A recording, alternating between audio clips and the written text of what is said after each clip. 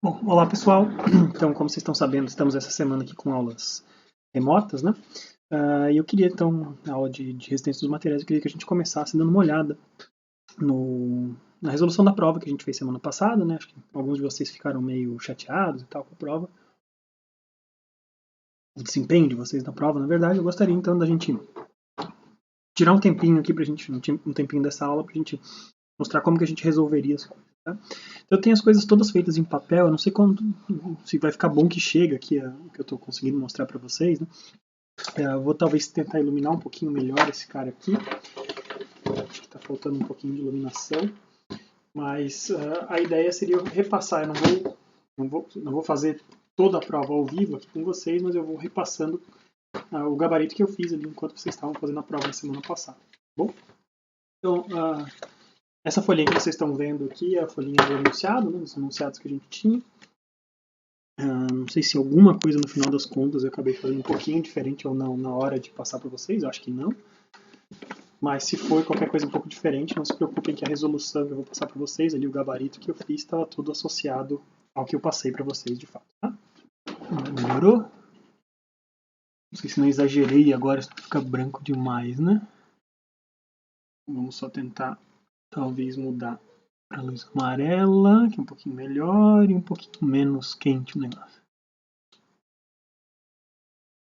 Vamos ver se vocês vão conseguir enxergar ou não. Tá? Eu gravo aqui um pedaço, ou eu gravo a resolução inteira. Se vocês não conseguirem, depois eu disponibilizo fotos detalhadas aqui. Né? Mas eu vou falando a respeito desse carinha aqui, a respeito do meu gabarito. Talvez eu levantando ele um pouquinho, fique até um pouquinho melhor aqui. Né? Deixa eu ver se com essa caixa fica perto demais. Eu posso ter um problema de foco, né? Não, acho que até vai. Parece que tá indo tranquilo. Eu vou ter certeza só depois que eu ver o vídeo, mas acho que agora tá. Bom, então vamos aqui com essa caixinha erguendo um pouquinho as coisas e essa fonte de luz. O problema básico era o seguinte, né? A gente contei uma historinha ali para vocês, que uma empresa fabricou uma viga de concreto para fazer o vão de um viaduto, né? E eu vi um vão de concreto que tinha um comprimento de 60 metros, né? Desculpem a rasura aqui, que eu fui tentando valores diferentes ao longo do caminho ali, enquanto eu estava elaborando a prova, eu defini que a gente ficava em 60 metros mesmo, tá? Então só por isso que está rasurado aqui, para vocês não estavam rasurado no quadro, né?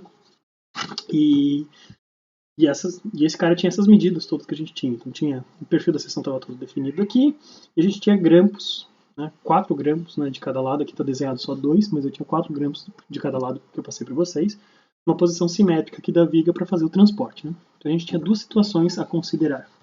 A primeira situação que tinha que ser considerada era o transporte dessa viga por uma grua. Então, esse cara foi trazido por um caminhão, tirei do caminhão com essa grua e a grua vai levar esse cara até os pilares onde ele vai ficar sustentado. Tá? Enquanto ele está sendo transportado pela grua, ele tem que suportar esse carregamento de peso próprio. Tá? Então, é uma das exigências dessa viga é suportar esse tipo de carregamento próprio.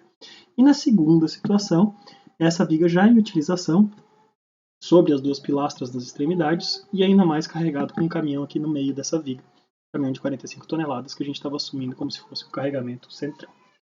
Então, a primeira pergunta para vocês dizia a respeito da gente tratar os diagramas de esforços internos por cada um. Né?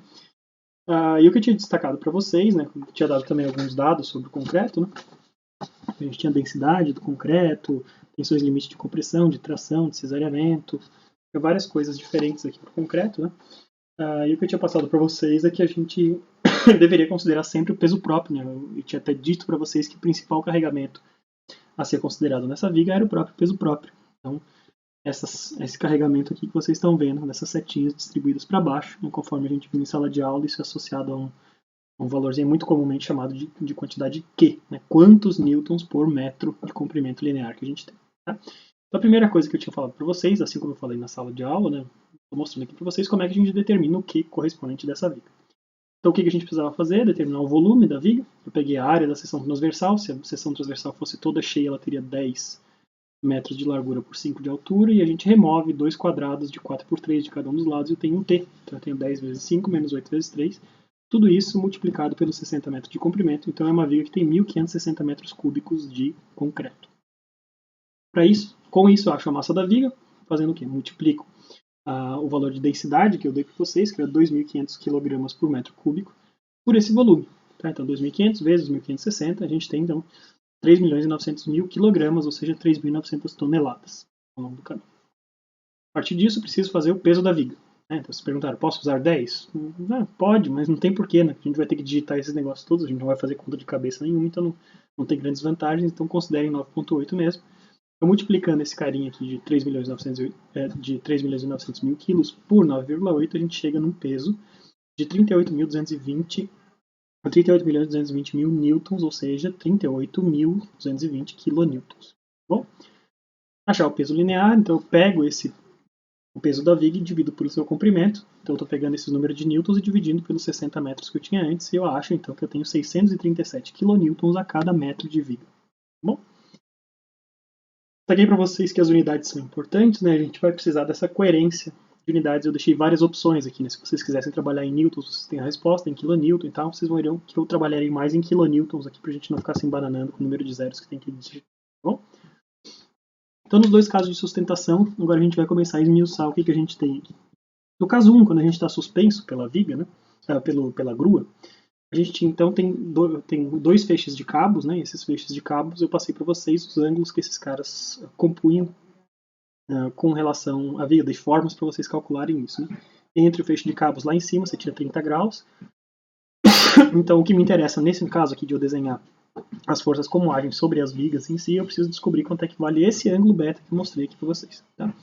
E esse ângulo beta, se vocês pegarem um ângulo de 30 graus lá em cima, desse triângulo maior, dividi-lo ao meio para a gente ter um triângulo retângulo, né? A gente vai ter 15 graus ali em cima, um ângulo de 90 aqui, e aqui a gente tem então o que falta para a gente complementar, somando 15 e 90, quanto que falta para a gente chegar em 180, então essa conta que a gente tem aqui, né? 90 menos 30 sobre 2, esse cara aqui dá 75 graus, esse é o ângulo dessa força, a entrada que a gente tem, tá bom? Então você tem diversos caminhos para seguir nessa nossa forma de resolução aqui. Eu escolhi fazer por simetria, né? Afinal de contas, se você bater o olho nesse problema, claramente é um problema simétrico, né? E por simetria, o que a gente sabe, eu vou resolver a equação de somatório de forças em y igual a zero. Esse cara está parado ali, sustentado pela grua. E isso me permite dizer, como eu olho para esses cabos e eu vejo que eles estão em posição simétrica, tanto com relação geométrica da viga quanto com ângulos, né? Os dois têm os mesmos ângulos. Eu posso dizer que o peso total da viga para baixo está sustentado por duas vezes essas componentes verticais desses cabos que estão aqui para cima.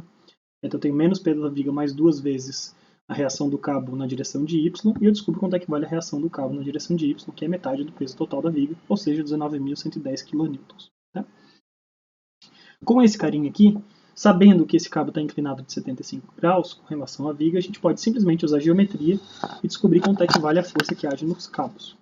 Tá? Então, usando a geometria que a gente tem aqui, eu sei que esse triângulo geométrico que eu tenho aqui é similar ao triângulo de forças, afinal de contas, como a gente já viu várias vezes em sala de aula, um cabo só é capaz de fazer forças na direção física onde ele está. Né? Então o que a gente sabia desse cabo aqui? A gente sabia que tinha 1/3, né? Aqui entre esses dois cabos na base. Eu tinha 1/3 do comprimento total da viga, o comprimento total da viga era de 60 metros, então eu tinha 20 metros entre esses dois caras. Para o triângulo retângulo correspondente, então, eu tenho uma base de 10. A única coisa que eu sei é essa base de 10 e eu preciso descobrir essa hipotenusa. Só que eu sei que esse ângulo vale 75 graus. Então eu já descubro aqui mesmo quanto é que vale o comprimento dessa hipotenusa. Se essa base é de 10, essa hipotenusa tem comprimento de 38,6 metros. Isso vai ser útil lá naquela outra questão, acho que é a questão 4, que trata do comportamento de tração do cabo. Tá? Então, pois bem, com isso aqui tudo a gente consegue descobrir então quanto é que vale a reação que age no cabo. Essa componente Y desse cabo valia 19.110. A componente total desse cara, né, que seria a hipotenusa, o correspondente à hipotenusa desse camaradinho aqui, vale 19.784 kN. E a componente X, que é outra coisa que eu preciso descobrir, das minhas contas que eu vou fazer daqui a pouco, né, de reações internas, vale 5.120 kN. Então, com isso, vocês vejam, eu utilizei o quê? Relações de simetria, né? Para achar, só fiz uma das contas de equações de equilíbrio e o resto das coisas saíram pela geometria das coisas e pela própria simetria. Tá? Não quer dizer que eu não possa fazer outras formas, como fazer somatórias de momentos, uma direção em alguma coisa. Só que essa era a forma mais fácil de vocês obterem essas coisas. E eu tinha destacado isso na aula de exercícios que a gente fez para vocês prestarem atenção quando a simetria podia ajudar vocês, tá? Então, para esse caso agora, a gente vai fazer esse método das seções. Então, o método das seções, a gente tem que olhar para esse carinha aqui, né? E esse carinha aqui, eu já identifiquei os 3 pontos, 3 seções diferentes que eu teria que resolver teoricamente, né? Então, pro lado de cá eu tenho uma parte que está descarregada, em seguida, não descarregada, né? Está carregada só com uma carga distribuída, em seguida entra essa carga concentrada e no meio, a gente tem no meio dessas duas cargas. Né? Então eu teria 3 seções, antes do primeiro cabo, entre os 2 cabos e depois do último cabo. Tá? Só que, claro, que por simetria eu vou falar para vocês que, mais para baixo aqui, eu vou mostrar para vocês que a seção, se eu resolver a seção 1, a seção 3 está imediatamente resolvida também, porque assim, é a mesma cara das coisas, só tomando cuidado do sinal tá do jeito certo, tá? Então, indo para o método das seções, resolvendo essa seção da extremidade da barra. Fazendo um corte numa posição X, e bem identificado aqui, o que está carregando essa pedacinho de carga é simplesmente essa carga Q distribuída ao longo de X. Para que esse cara esteja equilibrado, podem aparecer forças internas normais, de momento interno, e cortantes. E aqui sim eu resolvo todas as equações de equilíbrio, né? Por somatório de forças em Y, para baixo a força resultante disso aqui vezes X, menos, somado com V nessa seção 1, isso aqui vai ser igual a zero, e eu descubro que V1 é Q vezes X, ou seja, é uma função que depende de X. Natural que a gente tenha isso sempre que a gente tem carga distribuída. Né? Carga distribuída, existe uma relação, né? E aqui a parte teórica que não fiz, né? Não está explicitado aqui, né? Mas a gente sabe que existe uma relação, né? Que da derivada da carga distribuída ser o cortante. Né? Então,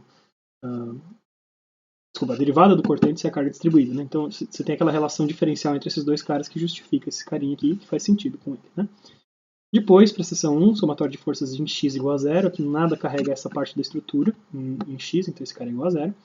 Somatório de momentos em x, para esse momento interno com relação ao ponto de corte. Então esse ponto x é o ponto do corte, né, o ponto dessa seção. A gente vai identificar que a gente tem duas componentes que podem gerar momento. Né? Então essa força, a resultante dessa força vale Q vezes x, ela está aplicada, por ser uma força constante, está aplicada na metade desse cara, no centroide. Então, Q vezes x sobre 2, girando esse cara no sentido anti-horário, positivo. Isso, a ele se soma a esse momento interno, que está desenhado no sentido positivo, igual a zero. E eu descubro, então, que o momento interno, nessa primeira seção, vale menos que x² sobre 2. Bom? Então, isso é uma coisa que a gente teria. Se eu fizesse a seção 3, né, a seção 3 começando, então, dessa parte final da viga, para o lado de cá, tudo seria rigorosamente igual, a gente só teria que tomar um pouquinho de cuidado com os sinais dessas coisas, tá? Mas enfim, a gente teria de novo uma expressão linear para o cortante, uma expressão quadrática simples para os momentos. Isso claramente por conta das nossas relações diferenciais, vocês podiam utilizar a justificativa para nem fazer a conta da seção 3, tá bom? O que nos interessa agora é a seção 2, em si, né? A seção entre os dois cabos. E entre os dois cabos a gente passa a ter a seguinte situação. A gente tem a carga distribuída, a partir desse momento a partir do momento que a gente entra nessa seção 2, passado do ponto de fixação do primeiro cabo, a gente tem a sua componente horizontal RCX e a vertical RCY, que a gente já calculou antes. E para equilibrar esses caras, a gente vai desenhar todos os possíveis esforços internos que podem aparecer. Então eu vou ter uma força normal N2, uma força cortante V2 e um momento interno MI2. Tá? Ficou pequenininho aqui, mas acho que dá para entender o que a gente estava fazendo. Isso se refere a vários problemas que a gente resolveu em sala muito similares. Né? Então, fazendo somatório de forças em X, a gente descobre que na seção entre os dois cabos, a gente sim tem um carregamento dessa viga. Né? Então, a gente tem RCX para a direita, somado à direção padrão de N2 para a direita também, a gente descobre que N2 é um carregamento de compressão. A viga está comprimida com menos 5.120 kN entre esses dois cabos. Mais uma vez, isso é esperado, né? Como esses dois cabos estão inclinados dessa forma, eles estão carregados na sua direção, entre esses dois caras gera-se claramente uma carga de compressão. Né? Imagina que esse cara fosse de espuma, claramente a gente estaria esmagando esse materialzinho ali no meio. Tá? Da somatória de forças em Y igual a zero, a gente chega à seguinte situação. Na direção de Y, para baixo, a gente tem essa carga aqui que se distribui ao longo de toda essa seção. E do jeito que eu escolhi fazer essas coisas, né, a gente, como eu já fiz várias vezes em sala de aula, eu sempre escolho botar o meu X no começo da seção a origem desse x para essa seção começa onde essa seção começa. Então perceba aqui que o meu x está começando exatamente onde está ancorado o cabo. Tá? Então, quanta força distribuída eu tenho até esse ponto de corte? Ora, eu tenho Q vezes o 20, que era o referente à seção anterior inteira, mais esse x. Tá? Então, menos Q vezes 20 mais x é o comprimento total dessa viga até aquele ponto, até aquele ponto de corte. Para cima eu tenho RCY agora, para cima eu tenho V2 e esses caras somados têm que ser iguais a zero. Ficou meio rabiscado aqui, mas igual a zero. Tá? Com isso eu descubro uma expressão para V2, segue sendo uma expressão linear em x, mas eu tenho um termo aqui adicional, tenho termos adicionais do que eu tinha antes. Tá? Isso quer dizer o quê? Eu tenho um degrau do tamanho de RCY. Tá? Isso é uma coisa que a gente também tinha explorado em sala de aula. Né? A gente veio caminhando aqui, na hora que eu cruzei uma força concentrada na direção de y para cima, isso me gera um degrau para baixo nos cortantes, segundo nossa convenção de sinais. Tá? Então faz sentido isso. Fazendo somatório de momentos com relação ao ponto de corte, a gente chega na mesma situação, tem a carga distribuída aplicada no seu centroide, então Q vezes x mais 20 vezes x mais 20 dividido por 2. Tá? Em seguida eu tenho RCY vezes x, que é o braço de alavanca do ponto x até RCY, fazendo esse cara girar no sentido horário, e isso tudo somado ao MI do ponto 2, da seção 2 igual a zero, e eu chego numa expressão quadrática também, que é um pouquinho diferente da anterior, né? Antes a gente só tinha aqui o x ao quadrado igual a zero, agora a gente tem menos que x mais 20 ao quadrado dividido por 2 mais RCY vezes x. Tá. Seguindo adiante, então, a gente constrói os nossos diagramas. Tá? Então, a construção dos diagramas era o foco do nosso problema, né? Então, construir os diagramas é traçar, transportar esses resultados que a gente já tinha para cá. Então, vocês observam que tudo que for da seção 3, a gente está simplesmente copiando o que tinha na seção 1, só trocando uns sinais e algumas coisas aqui. Tá? Então, ó, os normais. Esforços normais. A gente não tem esforços normais na primeira e na última seção, não tem nem tracionado nem comprimido, mas entre os dois cabos a gente tem esse esforço N2 que a gente calculou, compressivo de menos 5.120 kN. Os cortantes, então, eles começam em zero. Na seção 1 ele ia subindo, né, ia em direção ao lado positivo. Se vocês pensarem o que acontece na outra seção, na seção 3, né, ele tem a mesma função, só que apontando para o lado oposto, né, então o sinal oposto. Então esses dois caras são simétricos, basicamente. Eles vão de 0 até 12.740 kN, o valor máximo daquele cortante, né, nessa seção.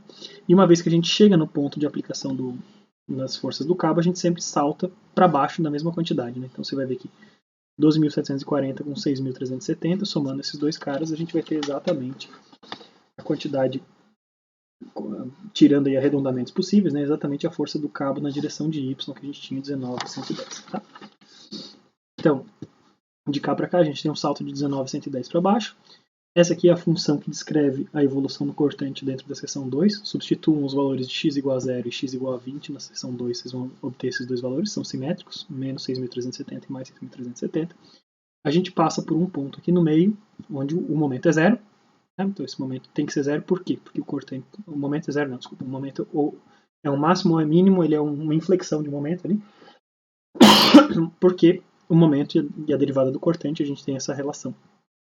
A derivada do momento com relação a x é igual ao cortante.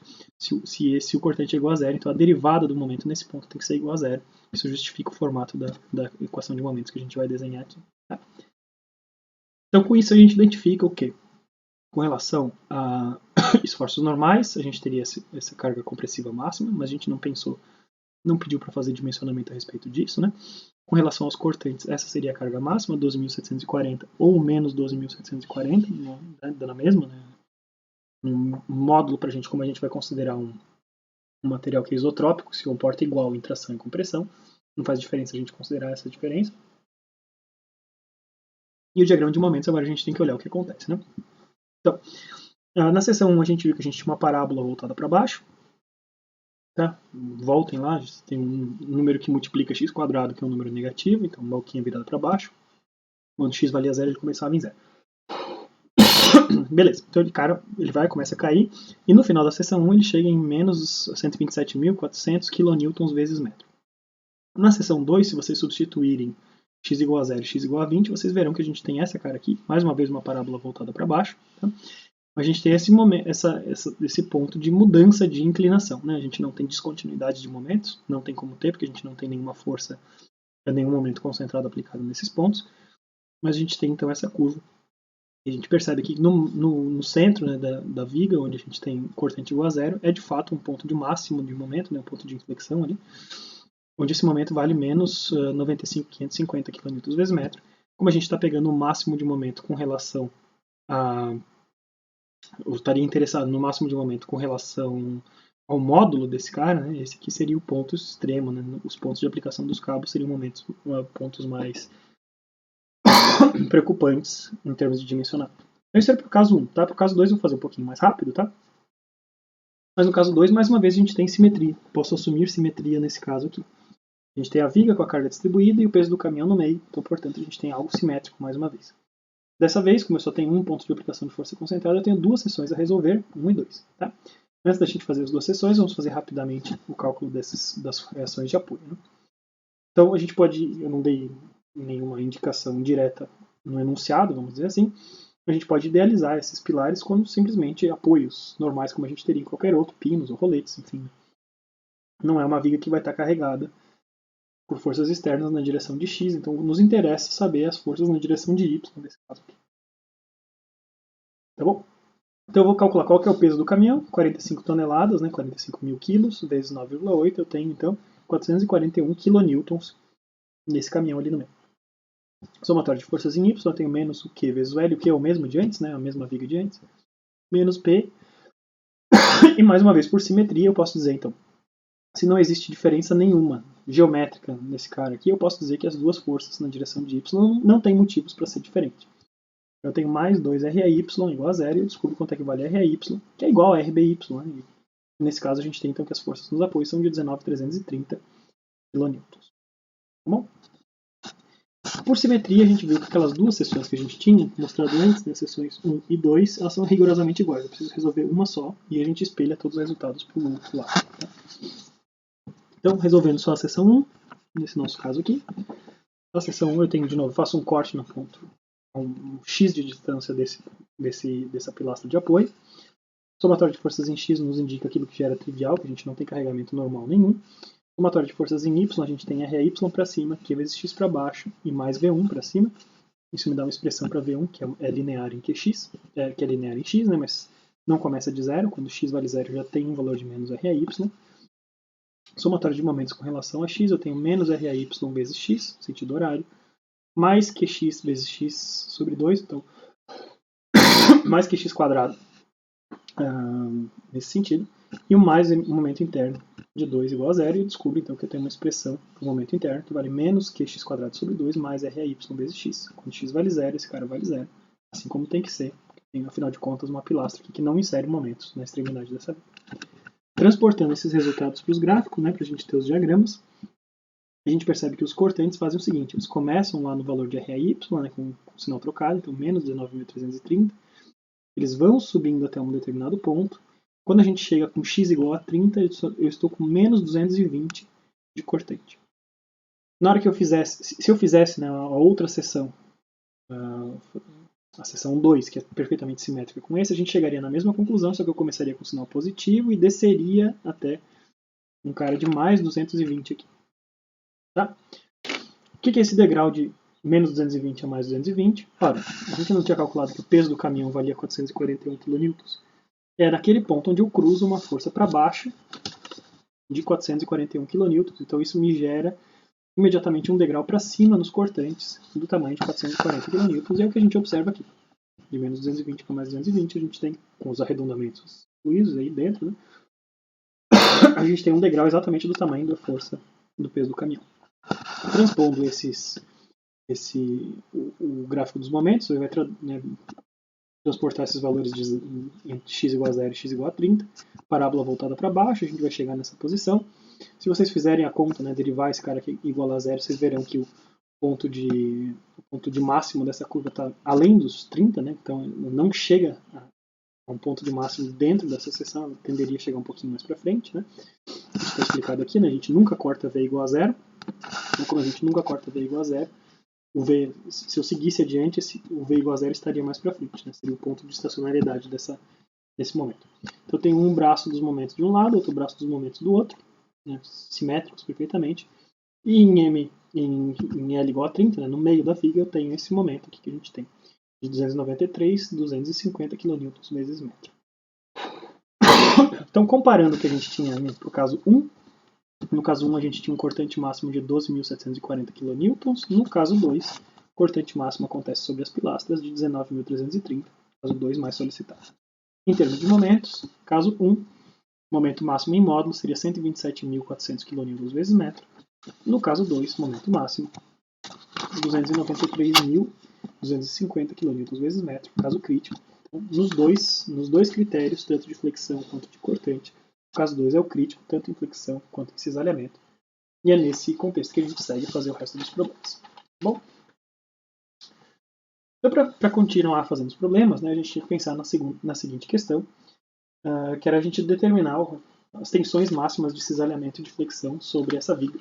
Né? Então, estou a partir de agora só considerando o caso 2, né, o caso crítico. Então, para eu achar essas informações, eu preciso primeiramente localizar o eixo neutro dessa viga. Isso é feito através dessa soma ponderada, dessa definição que a gente aplicou várias vezes. Né? Então, o eixo neutro, a posição referente de um eixo neutro aqui, tem a ver então com as áreas dessas sub-áreas que eu posso encontrar nessa seção e os seus centroides com relação a alguma referência. Então, como eu desenhei aqui, eu considerei o topo da viga como minha referência aqui. Tá? Então, o topo da viga dá como minha referência e eu separei a minha viga em dois retângulos. Esse retângulo A1 na parte de cima e o retângulo A2 que está na parte de baixo. O retângulo A1 na parte de cima ele tem a área 10 vezes 2 e o seu centroide com relação a essa referência estaria na metade da altura, uma figura perfeitamente simétrica aqui, na metade da altura a 1 metro de distância, 10 vezes 2 vezes 1. Retângulo A2 tem altura tem base de 3 e altura de 2, né, alguma coisa assim. Altura de 3, desculpa, e base de 2, então 3 vezes 2 de área. E o seu centroide estaria na metade desse cara também. Então, só que a metade desse carinha aqui é metade dessa altura de 3 metros, que seria 1,5 metro. Só que eu já tive que andar 2 metros para atravessar esse primeiro retângulo. Então, eu estou a 2 metros mais 1,5 metro, distância desse centroide até o meu eixo de referência de 3,5 metros. Dividi pelas áreas totais, 10 vezes 2 mais 3 vezes 2. Tá? Fazendo essa conta, eu descubro então que a posição do meu eixo neutro com relação a essa referência deveria talvez até ter chamado de y, né? Sendo mais coerente com as formas como a gente tinha feito, tá? Mas, enfim, uma questão de escolha do que eu estou chamando aqui, né? Essa distância, então, medida na direção vertical com relação a esse eixo de referência é de 1,577 metros. Então, meu eixo neutro se encontra dentro da minha viga ainda, ele vai se encontrar numa posição como essa. Com relação ao topo da viga, eu desci 1,577 metros e essa viga tinha 2 metros de altura aqui nesse quadrado, nesse retângulo, então eu estou por ali com a linha reta. Aproveitando o ensejo, né, que eu já estou com essas informações de áreas da viga aqui todas dadas, né, eu vou calcular quanto é que vale o I. Então o I eu preciso calcular quanto é que valem os momentos de inércia padrão desses dois retângulos, utilizando base vezes altura ao cubo dividido por 12, forma padrão, né, não solicitei nada demais ali para vocês, vocês não precisaram deduzir fórmula nenhuma. Só que esses base vezes altura ao cubo sobre 12 tem a ver com rotação ao redor do eixo neutro normal dessa viga, né, na metade da sua altura. Depois disso, a gente tem que aplicar o teorema dos eixos paralelos e corrigir então, a distância entre o eixo efetivo de rotação e o eixo central desse cara ao quadrado vezes a área desse cara. Então, fazendo isso,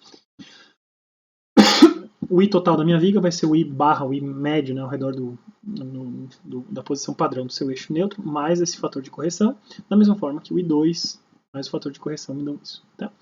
Então, para o retângulo 1, base 1, altura 1 ao cubo dividido por 12, mais base 1, altura 1, vezes a diferença de alturas, né, entre o seu centroide normal e a posição do eixo neutro, que a gente recém calculou. Mesma coisa para o 2. Tá? Substituindo esses valores, então eu tenho 10 vezes 2 ao cubo dividido por 12, 10 vezes 2. E aqui nas distâncias eu simplesmente pego de novo as distâncias medidas com relação ao meu eixo de referência. Né? Então, com relação ao meu eixo de referência, o centroide desse carinha aqui estaria na posição 1, só que o meu centroide, o meu eixo neutro da viga, efetivamente está em 1,577. Então, a diferença desses dois valores, da 0,577 elevado ao quadrado, tanto faz aqui os sinais no final das contas, né? Por causa do quadrado, isso aqui está resolvido, né? Depois, para o retângulo 2, mesma forma, né? Base vezes altura dividido por 12, 2 vezes 3 ao cubo dividido por 12, 2 vezes 3, vezes. Posição do eixo neutro desse cara aqui com relação a esse eixo de referência seria de 3,5, só que o eixo neutro efetivo dessa seção é de 1,577, diferença entre 3,5 e 1,577 ao quadrado. Fazemos essas contas todas, e eu chego então num valor de I que vale 40,017 metros a quarta. Eu deixei tudo em metros a quarta. Se vocês tivessem convertido qualquer desses caras para milímetros, vocês teriam que manter todos os outros em milímetros também, né? E se vocês quiserem converter de metros a quarta para milímetro a quarta, lembre-se que para ir de metro a quarta para milímetro a quarta, você tem que multiplicar. Para ir de metro para milímetro, você tem que multiplicar por 1000. Como você está fazendo isso 4 vezes, seriam 1000 vezes 1000 vezes 1000 vezes 1000. Então você tem um fator aí de 10 a 12 que aparece nesses carinhas aqui. Bom? Então tá. Então, eu tenho essas duas propriedades definidas, né? Onde é que está o eixo neutro e, onde é que tá, e qual é o valor de I. E com isso, agora eu consigo determinar qual que é a máxima tensão de flexão que age nesse nosso caso 2 aqui. Então, para esse caso, a gente vai ter que prestar atenção em algumas coisas, né? Então, no nosso caso 2, o momento máximo é superior a zero. Se a gente voltar ali na resolução do problema anterior, nesse caso 2, aqui o momento máximo tem módulo de 293.250 mil e sinal positivo, tá? Então, o momento de sinal positivo representa o quê? Se o momento tem sinal positivo, quer dizer que a parte superior da viga vai estar em compressão e a parte inferior vai estar em tração, tá? A inferior vai estar em tração, beleza? Que é natural, né? Uma viga que esteja apoiada entre dois pilares, ela se deforma assim, né? Sempre de carinha feliz, a parte de cima da viga está sempre comprimida, a parte de baixo está sempre tracionada. Tá? Natural que a gente considere assim. Então, com isso em mente, a gente consegue determinar qual que seria o Y máximo na parte de compressão, a maior distância dentro dessa seção transversal, ainda com relação ao eixo neutro, na parte de compressão é 1,577, é exatamente essa distância que a gente viu. O Y máximo com relação à tração seria a altura total da viga menos 1,577, ou seja, 3,423, essa é a máxima distância.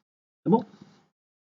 Aplicando a fórmula da flexão, a gente pega simplesmente que a tensão é menos momento interno máximo vezes Y máximo vezes I. Em compressão, nesse carinha aqui, então está todo mundo positivo, né? A compressão, a gente tem um momento, a faixa de compressão aqui da nossa viga. O momento é positivo, o Y é positivo e o I é positivo. Observações a respeito de unidades, né? Então, eu deixei aqui o momento do jeito que estava, tá? Em kilonewtons vezes metro. O Y máximo está em metros e a parte de baixo está em metros a quarta. Então, kilonewton vezes metro, kilonewton vezes metro quadrado. Embaixo eu tenho metro a quarta, corto esse metro ao quadrado por metro a quarta, me sobra kilonewton por metro quadrado. Para eu fazer a conversão desse cara para uma unidade de tensão que a gente esteja acostumado, né, eu preciso pensar em duas coisas. Eu preciso converter o kilonewton para newton e depois o metro quadrado para milímetro quadrado. O kilonewton para newton é o mais fácil, né? Só botei mais... Joguei essa vírgula 3 zeros para frente, né? Botei aqui, newton por metro quadrado. E a conversão desse cara de newton por metro quadrado, que seria pascal, para megapascal, é só dividir por 1 milhão, né? E para fazer isso, é a mesma coisa que você pensar que você está duas vezes indo de metro para milímetro. Então, para ir uma vez, você vai 10 na terceira, para ir a segunda, você vai mais 10 na terceira. Então, 10 na terceira com 10 na terceira são 10 da sexta. E eu estou dividindo por esse número, né? Então, estou dividindo, para eu chegar em milímetro quadrado embaixo, tem que dividir a parte de cima por 1 milhão. Eu dividido por 1 milhão, a gente chega então que a tensão máxima de compressão era menos 11,6 megapascals aqui. Tá? Na parte de tração, então a gente tem os mesmos inputs que a gente tinha em termos de momento e do momento interno e o momento de inércia da seção. A gente só tem que trocar então qual que é o Y máximo de seção. O Y máximo de tração é 3,423 metros. Substituindo isso, eu vejo que a máxima tensão de tração que age nessa viga é de 25,1 megapascals. Muito bem. Vamos para o cisalhamento. A seção crítica de cisalhamento não é a mesma seção crítica de momento, nem tem como ser, afinal de contas, o cisalhamento o cisalhamento é nulo quando o momento é máximo e o cisalhamento é máximo quando o momento... Não, isso não, a primeira coisa que eu falei é verdade, né? Então, quando o cisalhamento é nulo, o momento é máximo. Então, quando a gente está naquele ponto de momento máximo, logicamente estou num ponto de cortante mínimo. Qual que seria a seção crítica de cortante? No nosso caso, se vocês reverem lá os gráficos que a gente fez anteriormente, é a própria seção do apoio. Então aqui no apoio, onde eu tenho 19.330 kN, isso é a seção onde eu tenho o máximo momento, máximo cortante. Então com esse máximo cortante, o que a gente vai fazer? Pego esse máximo cortante e vou avaliar, conforme eu sugeri para vocês, o valor de quesão, né, desse quesão aqui, que a gente não tem um nome específico, um nome próprio, mas ele entra na fórmula do cisalhamento, né, da seguinte forma: eu tenho que ter o valor de cisalhamento vezes quesão dividido pelo I e a espessura da viga. A gente vai medir o quesão em posições diferentes dessa viga. Primeiro, lá na altura zero, não preciso medir efetivamente, né, mas a gente chega à conclusão que quesão é zero, porque quesão é o quê? É o peso ponderado dessa área vezes o seu centroide, então o momento da área acima da seção de corte. Quando eu estou aqui nesse nível zero, né, no topo da viga, não tem nenhuma área que tenha viga aqui na parte de cima, então essa área é zero. Por isso quesão é zero, e isso nos ajuda a reafirmar que as tensões são máximas, as tensões são mínimas, na verdade, nas extremidades da viga, né? Não tem cisalhamento nenhum ali por cima. Depois eu sugeri que vocês fizessem calcular esse quesão onde a gente juntava a parte da flange com a parte da alma de viga inteira. Então, é um ponto geralmente importante da gente considerar. Tá? Eu pedi para vocês considerarem, calcular as tensões, olhando para essa seção para cima e para essa seção para baixo. Né? Então, o que muda dessas duas seções? O quesão é o mesmo, né? Que a área acima do corte é o mesmo, você está fazendo o corte na mesma posição. O que está mudando é o que você considera de largura de viga para haver fluxo de cisalhamento dentro desse cara. Tá? Então, nessa altura 1 e 2, a conta é exatamente a mesma, né? A área que você tem em cima, então 10 vezes 2, vezes a diferença, né, é o peso ponderado desse cara com relação ao eixo neutro. Né? Então, o centroide dessa área de cima está na posição 1 e o eixo neutro efetivo dessa viga está em 1,57, então fazendo essa conta a gente chega nesse valor de 11,54 metros cúbicos, tá? Como a gente já tinha feito em sala de aula algumas vezes. Né? Os quesões são iguais. E depois eu pedi para vocês calcularem no próprio eixo neutro. No próprio eixo neutro, a área que você tem acima é 10 vezes 1,57, e o centroide disso é 1,57 dividido por 2, então 10 vezes 1,57 ao quadrado dividido por 2. Isso me dá o quesão máximo. Conforme esperado, o quesão máximo acontece no eixo neutro. Tá? Isso era uma coisa esperada. Então a gente vai calcular a tensão no eixo neutro. Tá? No eixo neutro, então a tensão seria o quê? Seria então, o valor de cortante nessa seção, na seção crítica, né? O que a gente está querendo determinar é o momento, a tensão máxima de cisalhamento nesse caso. Vezes o quesão dividido por I, multiplicado pela espessura da viga. No eixo neutro, a gente percebe que a espessura da viga é a espessura total dessa flange aqui, que é de 10 metros. Né? Estou substituindo todo mundo ali dentro. A gente tem 19.330 kN, multiplicado por 12,43 metros cúbicos, dividido por 40,017 metros a quarta, vezes 10 metros. Então está tudo coerente em termos de unidade. Né? Em kN, metros cúbicos, metros a quarta e metros. Tá bom? Eu corto o metro cúbico com 3 dos metros a quarta, multiplico por outro metro, me sobra quilonewton por metro quadrado. De novo naquela unidade de quilonewtons por metro quadrado. Faço a conversão de quilonewton para newton, multiplico por 1000, e de metro quadrado para milímetro quadrado, dividido por 1.000.000. Então eu tenho tensão máxima de 0,6 megapascals no eixo neutro. Só que o que é importante vocês observarem, e por isso que eu tinha induzido vocês a olharem não apenas para o eixo neutro, né? Quando a gente tem uma seção de viga que é em formato de T, essa espessura Tzinho da viga ela muda bastante. Né? Na parte da flange aqui a gente tem 10 metros de largura de viga, e aqui na parte da alma eu tenho só 2 metros. Né? E vocês percebem que o T aparece aqui embaixo. Né? Então mudar esse valor de T muda bastante o valor das tensões. Então eu peguei e expliquei o seguinte: na altura 2, embora Q seja menor, um pouquinho menor, né? A gente tinha 12,43 no eixo neutro, e na altura 2 eu tenho 11,54. Embora Q seja menor, há uma redução brusca de Tzinho, né, de 10 para 2. Quando a gente recalcula tal para ver se não... Então vale a pena a gente recalcular tal para ver se não dá um valor maior. E fazendo isso a gente chega à conclusão que sim, dá um valor bem maior. Então o cortante da seção é esse, o Qzão 11,54, e jogando um novo tzinho de 2, a gente chega à conclusão que a tensão máxima não é de 0,6, a tensão máxima na seção é de 2,8. Esse é o ponto de máxima tensão em toda a viga. Tá? Vocês poderiam, se tivessem dúvida, podiam conferir, fazer cálculos para outras alturas aqui, né? Mas podem ter certeza que é ali os valores de tensão. Então, com isso, a gente resolvia a questão 2. Tá? Questão 3 era um passo além, simplesmente, da gente comparar e estimar qual era o fator de segurança da viga com relação às tensões limites que eu tinha passado para vocês. Tá?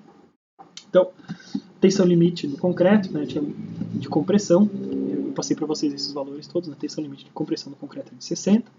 Então, para a parte da viga que estava em compressão, o fator de segurança era simplesmente dado com uma divisão da tensão limite pela tensão efetivamente atuante, a tensão máxima. Né? Então, isso vem da nossa definição de tensão admissível, que é uma tensão que está agindo na viga, a tensão de escoamento dividido, tensão de falha dividida pelo fator de segurança. Se eu quiser saber o fator de segurança, eu troco esses dois caras, tá? Então, o fator de segurança vai ser a tensão de escoamento dividido, ou tensão limite, desculpa, dividido pela tensão real.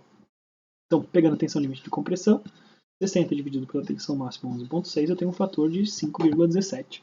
Então, tranquilo, né? Estou com uma tensão 5 vezes menor do que a tensão admissível. Só que quando a gente olha para a tração, a gente percebe que tem um problema, né? A gente tem tensão limite de tração do concreto, é de 10 megapascals, e a gente tem uma tensão máxima de 25,1. Tá? Então, 0,4, ou seja, um fator de segurança abaixo de 1, quer dizer que a gente estaria falhando a nossa viga. E nesse ponto era importante vocês explorarem as propriedades de concreto que a gente falou em sala de aula, explorou várias vezes. Né? A gente viu, inclusive, num problema resolvido no Popov, né, que o Popov sugere que faz sentido a gente considerar que a resistência do concreto a carregamentos de tração é desprezível. Bom? Então,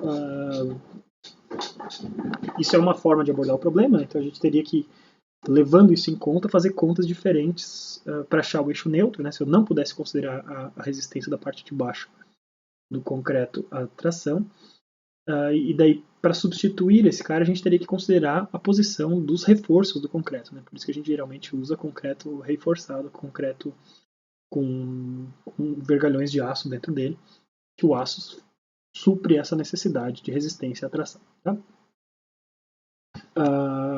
A gente não fez isso, né? Então a observação que eu gostaria que vocês fizessem era dessa limitação. Então, a gente sabe que o concreto não resiste muito a coisa de tração, só que a gente simplesmente ignorou esse fato na hora de calcular o eixo neutro, né? E a gente nem considerou, não botou aqui dentro informações a respeito das fibras metálicas de reforço, para algo mais realista. Né? Então era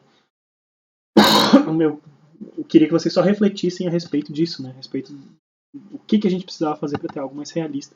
E era simplesmente vocês refletirem a respeito do problema que a gente tinha resolvido em sala. Tá? Posta essa limitação, né, a gente podia continuar e calcular também o fator de segurança em cisalhamento. Né? Então, a tensão limite de 3, tensão máxima que a gente viu naquela altura 2 é de 2,8. A gente tem um fator de segurança maior que 1, mas no limite, ainda não falhando, mas muito no limite. Próximo também. Tá bom?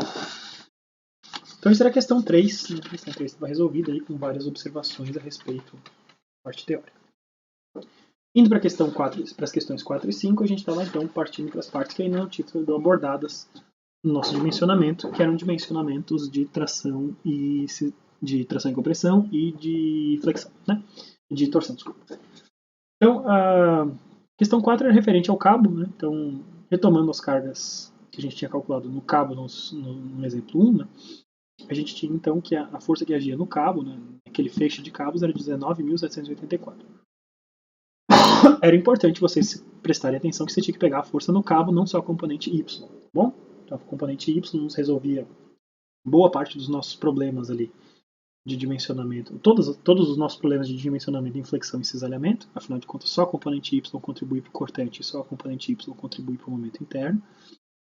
Mas, quando eu estou falando da tração no cabo, eu preciso considerar também a força inclinada efetiva que está agindo ali no longo do cara, que é maior do que os 19.110, então 19.784. Tá? E eu comentei para vocês que cada um desses feixes tem 4 cabos. Eu tinha 4 ganchinhos de cada lado. Eu estou usando 4 cabos para transmitir 19.784 kN, então cada cabo tem que transmitir 4.946 kN.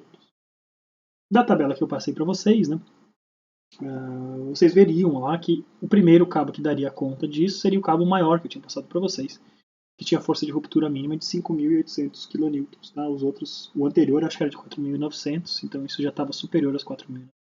Tá? Eu não tenho exatamente a mesma tabela que eu passei para vocês, tá? Mas acho que era isso. Então, com essa informação, né, a gente tinha que escolher o quê? Escolher na tabela o primeiro cabo que rompesse com força superior àquela força que está efetivamente agindo nele. Se eu pegar qualquer cabo de diâmetro menor, eu corro o risco de já ter rompido esse cabo, afinal de contas eu estou aplicando uma força maior do que aquela cara que está tabelado com uma força de ruptura mínima. Bom? Então, com esse carinha aqui, cabo de 4 polegadas, força de ruptura mínima, a gente consegue calcular ali um fator de segurança desse cara, né, por exemplo, que é a razão entre a força de ruptura e a força que está efetivamente agindo em cada um dos cabos. Então 1,17 não rompe, porque o fator de segurança está acima de 1. Ele está bem apertado, né? Não é um fator de segurança confortável, não deveria ser algo assim para um cabo, né? Não é um problema que foi inventado, né, gente? Não é uma coisa com 1000 cálculos prévios, né? Então, para a gente ter um guindaste transportando alguma coisa, a gente teria que ter um fator de segurança muito maior. A gente não poderia correr o risco de, na prática, ter um fator de segurança tão próximo desse. Mas isso é uma coisa para outro momento. Tá? Eu pedi para vocês acharem também o alongamento do cabo e a tensão do cabo. Então, para achar a tensão do cabo, a gente tem que pegar o quê? A gente tem que descobrir qual que é a área da seção transversal. Então, a área da seção transversal do cabo, eu comentei com vocês que existe um fator de correção de área. Esses cabos são compostos por feixes de vários outros cabinhos menores enrolados. Então, se o diâmetro nominal desse cabo é de 4 polegadas, ele não tem 4 polegadas de aço ali dentro. Ele tem bem menos do que isso. Você calcula qual que seria a área cheia desse cara. Então, o π vezes diâmetro ao quadrado dividido por 4, né, convertendo de 4 polegadas de polegadas para milímetros. Né? Então, fazendo essa conta aqui. E você multiplica por esse fator de correção de área. Que para esses cabos varia um pouco de modelo de cabo para outro, mas é um valor razoável de considerar esse fator de correção de 0,35. Tá? Então, com isso, você tinha uma área útil, uma área efetivamente de material resistindo a esse cara de 2.837 milímetros quadrados. A tensão que age no cabo efetivamente, né, é de... então, a força que está agindo no cabo dividido por essa área, então 1.743 megapascals, que é a tensão que age no cabo efetivamente nesse material. Para eu descobrir o alongamento, eu volto para a lei de Hooke e aplico, então, o E que foi dado, né, no problema, o E de 100 gigapascal. Eu descubro, então, que a deformação desse cara é 0,01743, blá, blá, blá, sem unidade nenhuma, né, claro. Para eu descobrir o alongamento, então, eu preciso saber, dada a minha definição de deformações, né, eu preciso saber que a deformação é a variação do comprimento dividido pelo comprimento original, e é para isso que eu utilizo aquele cálculo da hipotenusa lá no começo do vídeo que eu mostrei para vocês. Né? O cabo, por aquela geometria que eu tinha passado para vocês, originalmente ele tinha 38,6 metros de comprimento, multiplicado pela sua deformação de 0,017, isso me dá um alongamento de cabo de 0,673 metros, então é bastante coisa para os dados fornecidos do problema. Um cabo que tinha 38,6 metros passa a ter 39,3 quase no final desses caras. Tá bom? Então, com isso, resolvíamos o nosso problema de tratar tração e compressão. Esse camaradinho aqui. Por fim, chegamos no caminhão, né, o famoso caminhão que estava no meio da ponte. Isso nos fornecia uma desculpa, um pretexto para fazer alguma conta de torção. Né? E eu falei para vocês que o caminhão que estava ali no centro da ponte, né, era um caminhão com potência de 500 HP e que trabalhava a 1.200 RPM, se eu não me engano. Né? Que acho que eu mudei isso, que eu tinha posto um valor aqui no enunciado e para vocês foi um outro, mas aqui está feito com a conta que estava no quadro no dia. Então, o que a gente precisa fazer? A gente precisa primeiro converter as unidades de tudo para o sistema internacional. Então, potência 500 vezes 735 para eu achar em watts. E a rotação, o N lá de 1.200 RPM, tem que converter para o ômega para achar em radianos por segundo. Então, eu tenho 125,7 radianos por segundo e 367,5 kW. Para que eu faço isso? Para achar qual é o torque correspondente que age nesse eixo. A potência se relaciona com torque através desse ômega da seguinte relação. Então, se eu pego a potência e divido pelo ômega, eu descubro quanto é que vale o torque nominal que age sobre esse eixo. 2.923,6 Nm. Tá? E agora a gente parte para o dimensionamento, efetivamente, desse eixo. a gente ia considerar dois casos diferentes, né? Pedi para vocês considerarem dois casos diferentes. Um caso de um cilindro maciço, um caso de um tubo. Né? A forma circular ela tem um J, né, um momento polar de inércia definido, isso passei para vocês também, de π vezes diâmetro a quarta dividido por 32. E C é o raio desse cara, né? Então a máxima distância do centro desse cara é metade do diâmetro sobre 2. Para um cilindro maciço, a gente tem então que a tensão é T vezes C dividido pelo J, né? Então C dividido por 2, substituindo o J ali dentro, a gente chega numa fórmula, uma fórmula muitas vezes passada em vários livros de elementos de máquinas, né? Então, para um cilindro maciço, a tensão máxima se relaciona com o torque da seguinte forma: tensão 16T dividido por πd ao cubo. Tá? Está feita a dedução aqui. Eu quero saber qual que é o diâmetro mínimo desse cara. Então, para achar o diâmetro mínimo desse carinha aqui, vou isolar o diâmetro, passo o diâmetro multiplicando, passo o tal dividindo, tiro a raiz cúbica de todo mundo, é o que eu fiz aqui.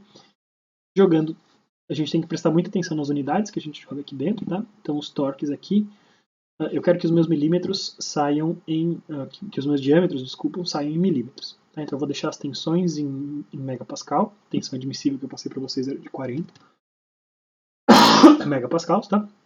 Então 40 megapascals quer dizer que eu tenho que botar todas as outras forças em newtons e todas as outras dimensões de comprimentos em milímetros. Aqui em cima tinha um torque que estava me dado em newton metro, eu tinha que passar para newton milímetro. 2.923 metros é 2.923.600 newton milímetro. Fazendo essa conta, eu descubro então que o cilindro maciço teria que ter no mínimo 71,94 de diâmetro. Se fosse um tubo oco, onde acho que eu tinha falado para vocês que a relação entre os diâmetros interno e externo era de 1/10, né? O outro, né? Acho que não era. O diâmetro interno era 0,9 do diâmetro externo, certo? Então a gente pode calcular quanto é que vale o J desse camaradinho aqui da seguinte forma. Eu tenho o J do diâmetro externo menos o J do diâmetro interno. Estou removendo, deletando essa quantidade de material. Tá? Se o diâmetro interno é 0,9 vezes o diâmetro externo, eu estou levando isso à quarta. 0,9 elevado à quarta me dá esse valor de 0,6561. E agora eu tenho tudo em expressões apenas dependentes do diâmetro externo.